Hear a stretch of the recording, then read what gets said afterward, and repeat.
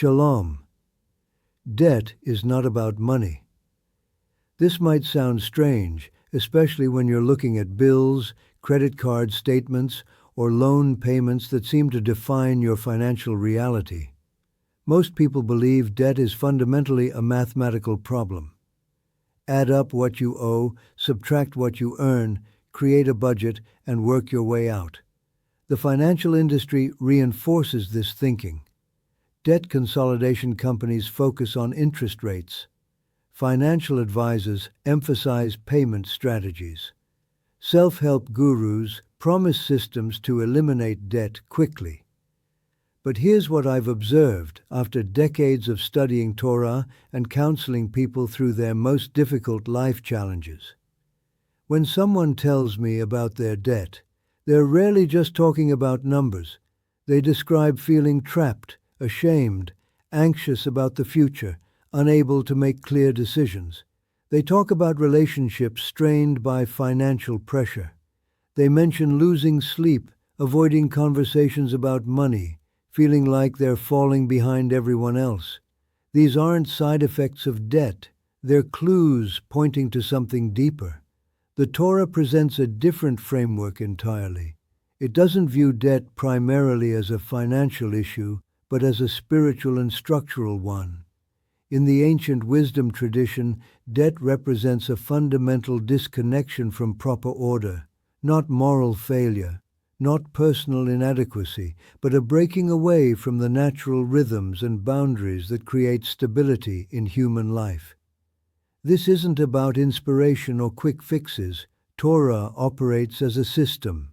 It provides blueprints for how life works when it's aligned with deeper principles. Today, I want to share with you one specific principle that explains why debt feels so heavy, and more importantly, how understanding this principle can begin to restore the peace and clarity that debt seems to steal away. My name is Rabbi Avraham. For over 30 years, I've been studying and teaching the practical wisdom found in our ancient texts, not as religious doctrine, but as a sophisticated understanding of human nature and the structures that support flourishing life. The Torah wasn't written as a collection of nice sayings or motivational thoughts.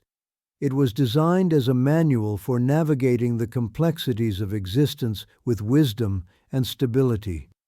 When I work with people struggling under the weight of debt, I notice something consistent. They often describe their situation using language that reveals the deeper issue. They feel bound by their obligations. They talk about being under their debt as if it's pressing down on them. They describe feeling owned by their creditors, as if they've lost something essential about themselves. This language isn't accidental. It points to what the Torah recognizes as the true nature of debt. It's not just about owing money to another person or institution. Debt, in the deepest sense, represents a condition where your future has been compromised by decisions from your past. Your ability to make free choices today is constrained by obligations you created yesterday. Torah wisdom gives us tools to understand this reality and, more importantly, to work with it constructively. Not through denial or wishful thinking, but through clear-eyed recognition of how debt functions in human life and what genuine restoration looks like. By the end of our time together today, you'll understand why debt creates the specific kind of suffering it does. You'll see how Torah thinking approaches this challenge differently than conventional financial advice.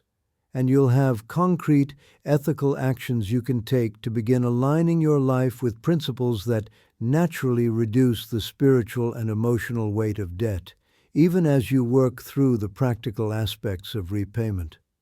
Let me start by acknowledging something that might be difficult to hear, but is essential for real progress. If you're carrying debt that feels heavy, you're likely experiencing more than financial pressure.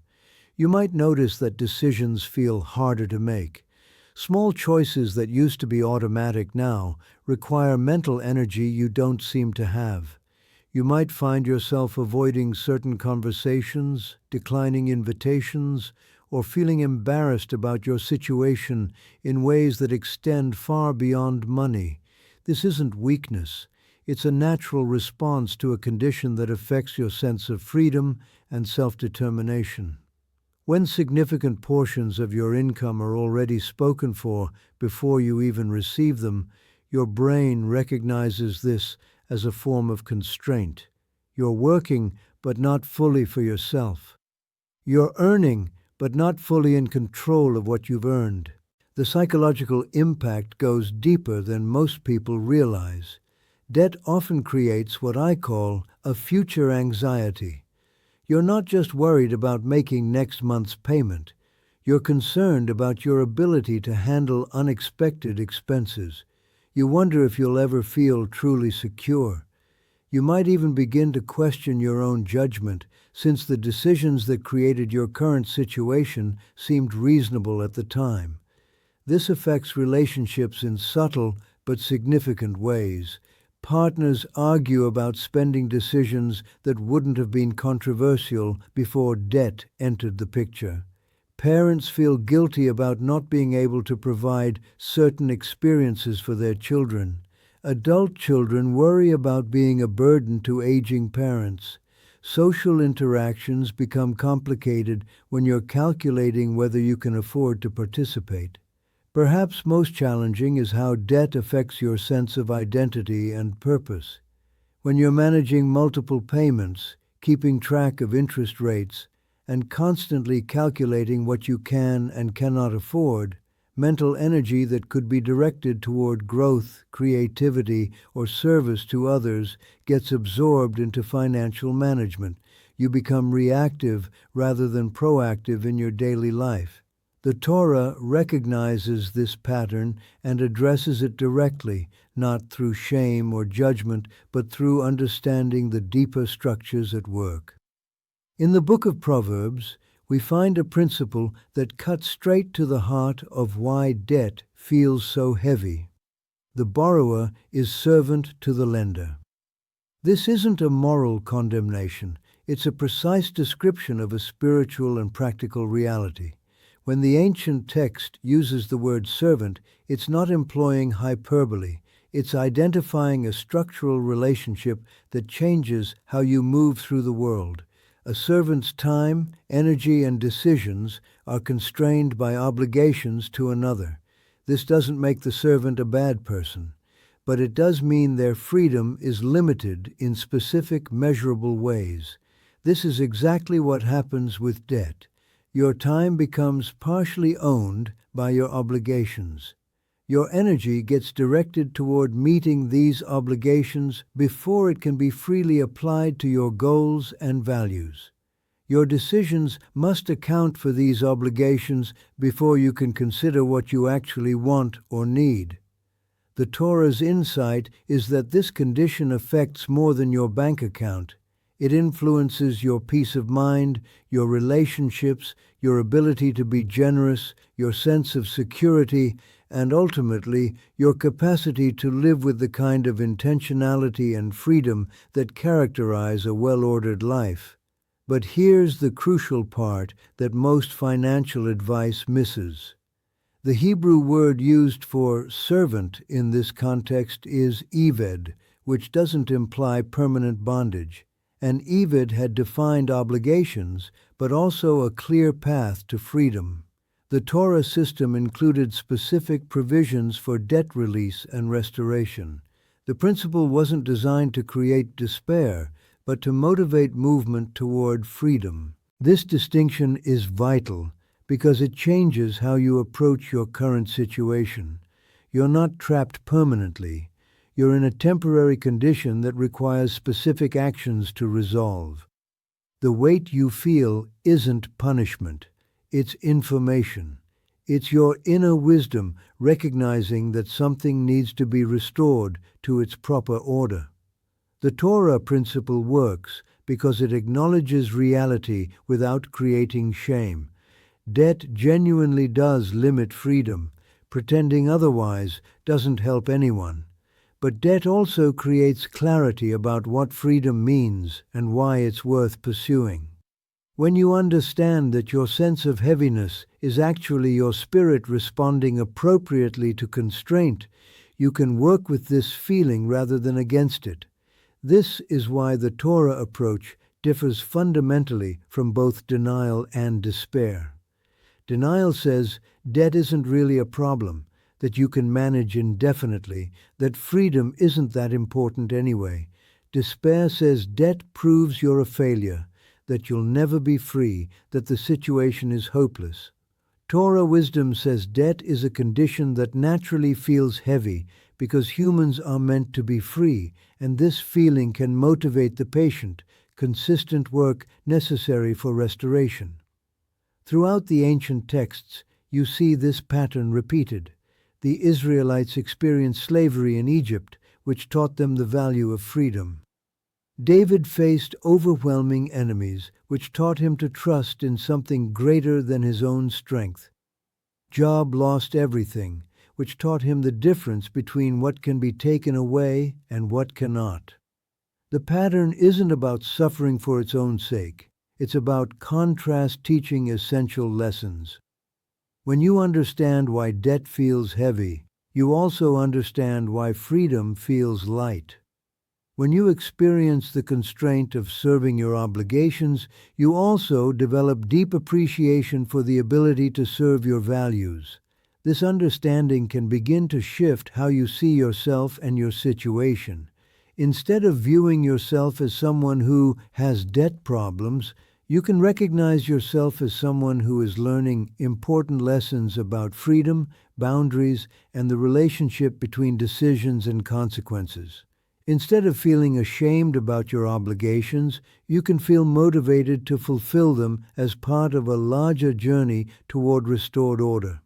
The identity shift isn't about positive thinking or self-deception. It's about accurate thinking. You are not your debt. You are a person who has taken on financial obligations and is now working to fulfill them responsibly. This might seem like a small distinction, but it's actually profound. It maintains your essential dignity while acknowledging your current reality. This reframing allows you to approach debt repayment not as penance for past mistakes, but as character-building work that aligns you with deeper principles. Every payment becomes an act of integrity, moving you closer to the freedom that the Torah recognizes as your natural state. Every month that you meet your obligations consistently builds the kind of trustworthiness that creates peace in relationships and confidence in your own character. Now let's talk about practical application. The Torah approach to debt relief isn't about dramatic gestures or quick fixes. It's about consistent, sustainable actions that gradually restore proper order to your financial life while building the character traits that prevent future problems. First, practice what I call truthful accounting. Write down exactly what you owe, to whom, and at what terms. Include minimum payments, interest rates, and timeline for payoff at current payment levels. This isn't about creating anxiety. It's about replacing the vague dread that comes from uncertainty with specific information that enables wise action. Torah wisdom values truth, even when it's uncomfortable, because truth enables appropriate response. Second, establish what I call boundaries within boundaries. If your debt payments represent a certain percentage of your income, create a secondary boundary that ensures you're not adding to the problem. This might mean using cash for all discretionary spending or implementing a waiting period before any non-essential purchase. The goal isn't deprivation. It's creating space between impulse and action so that decisions align with your commitment to restoration. Third, develop what I call contribution consciousness. Even when money feels tight, find small ways to give to others. This isn't about the amount, it's about maintaining the spiritual posture of generosity rather than scarcity. When you're consistently giving something away, You remember that you have agency and abundance, even within constraints. Torah wisdom teaches that generosity is both a practice and a mindset that attracts further abundance. Fourth, practice gratitude accounting alongside your financial accounting. Notice what you have that debt cannot touch. Your relationships, your skills, your experience, your character, your capacity to learn and grow. This practice isn't about minimizing your challenges. It's about maintaining perspective on what constitutes genuine wealth. Finally, commit to what I call wisdom investment. Use this period of financial constraint as an opportunity to develop skills, knowledge, or relationships that will serve you long after the debt is paid. Read books that improve your understanding of money and value. Learn skills that could increase your earning capacity. Strengthen relationships that provide mutual support and encouragement. Debt often forces people to slow down and be more intentional about their choices, which can actually accelerate certain types of growth. The integration of these practices creates a gradual shift from feeling owned by your obligations to feeling empowered by your response to them. You begin to experience what the Torah calls service in its highest form. Not reluctant compliance with external demands, but conscious alignment with principles that serve your long-term flourishing. This process takes time. Torah wisdom doesn't promise instant results because instant results rarely produce lasting change. Instead, it offers sustainable transformation through consistent application of eternal principles. Each month that you meet your obligations responsibly, you're not just reducing debt, you're building the kind of character that naturally creates financial stability. As you continue this work, you may notice that your relationship with money itself begins to shift.